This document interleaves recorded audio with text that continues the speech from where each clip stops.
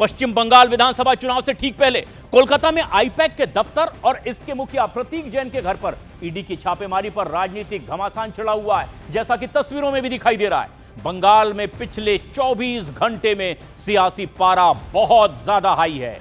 ED red के खिलाफ ममता बनर्जी कोलकाता में मार्च निकालती दिखाई दी। ममता अपने कार्यकर्ताओं के साथ सड़कों पर उतरी।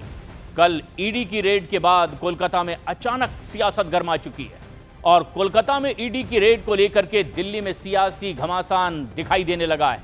तो दिल्ली से लेकर कोलकाता तक ईडी की रेड को लेकर के बवाल मचा हुआ है।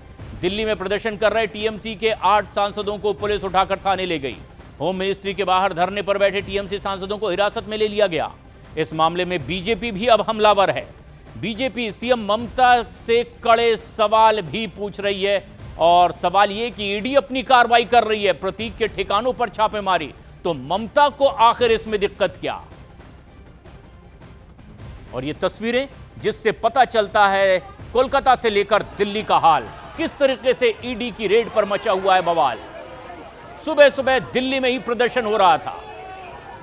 टीएमसी के नेता दिल्ली में भी प्रदर्शन कर रहे थे, आखिर उन्हें हिरासत में लिया गया।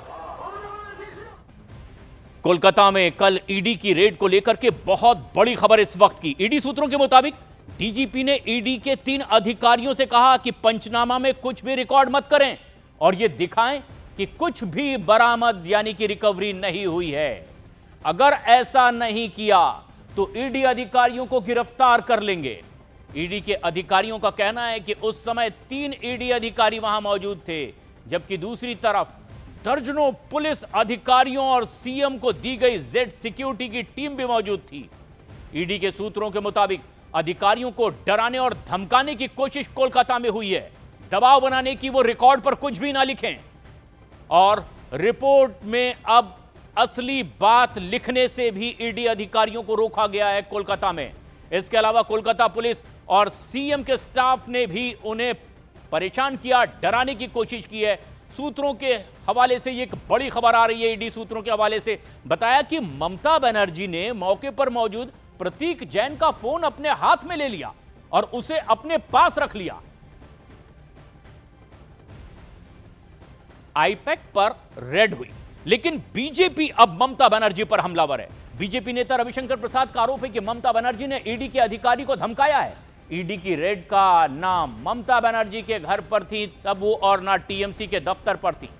करोड़ों के घोटाले को लेकर एक प्राइवेट कंपनी पर यह रेड मारी गई है, जिसका इतिहास 2020 से और आसपास से है, जब एफआईआर दर्ज हुई। और रेड के दौरान ममता बनर्जी दस्तावेज लेकर वहां से आखिर क्यों चली गई?